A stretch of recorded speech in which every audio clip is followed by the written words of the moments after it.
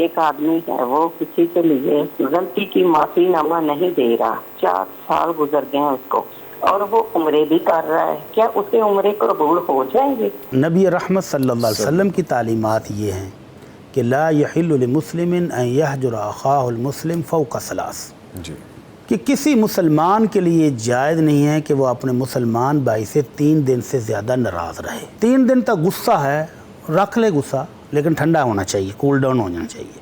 और 3 दिन के बाद अगर वो आकर माफ़ी मांगता है तो उसको माफ़ कर दे, अगर वो आकर सलाम करता है तो उसे सलाम का जवाब दे दे।